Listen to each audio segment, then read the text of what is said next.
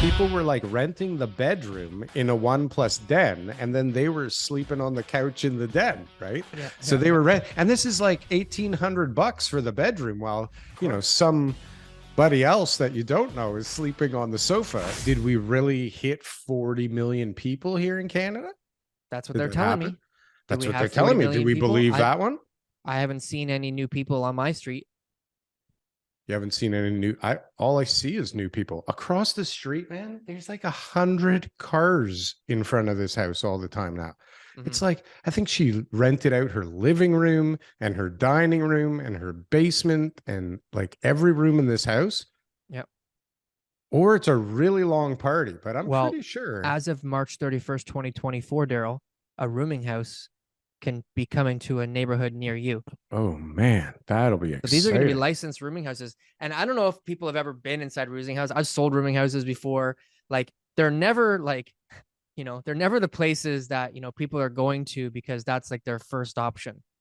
I've had the licensed one where they're like medical places. So like the hospitals pay for a bed for people. So those ones are really tough. But even just the illegal regular ones that people have, those are also they're tough places. What do you think a room rental goes for right now? Well, we talked about it a little while ago on one of the shows. Remember, my Vitali's neighbor was renting rooms in High Park like for $1,000 a room.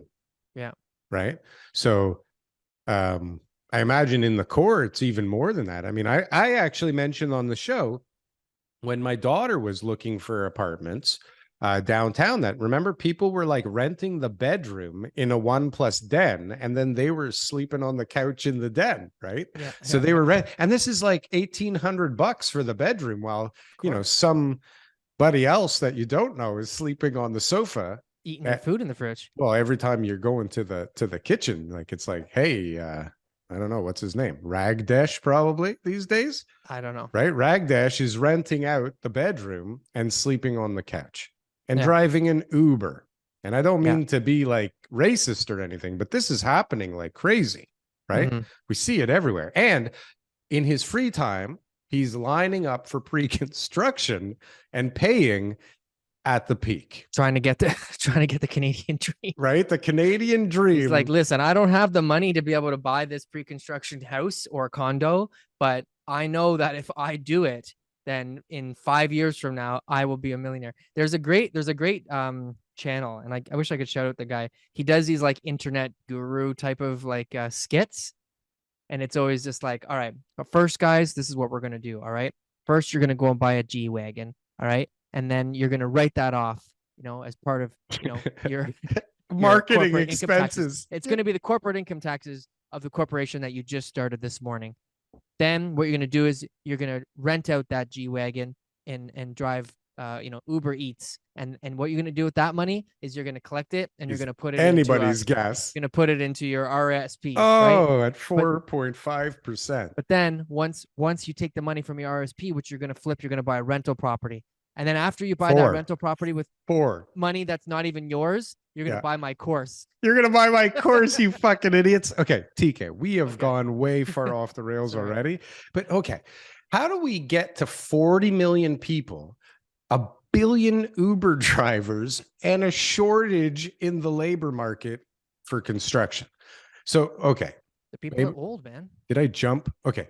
Well, this is true. I mean, that article you sent me, which Vincenzo's like 60 years old. There's 300,000 workers that are like coming up for retirement.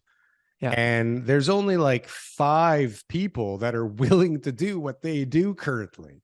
And we're bringing in all these people, and they don't want to do this stuff because it's not fun.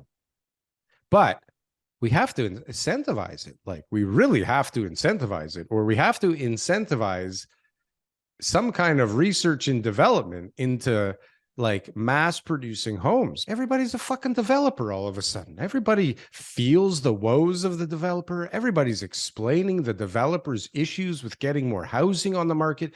Everybody is de-vilifying the evil, greedy developers because they've realized, holy shit, there's only so many teats to suck on in this city. And when they hold their teeth tight. TK, we can't sell anything anymore. Things stop moving. Like, comment, and subscribe if you got anything from one of these clips. And if you want to see some more, press something on the screen here. Boom. That was good. That was good. I like that. That was good.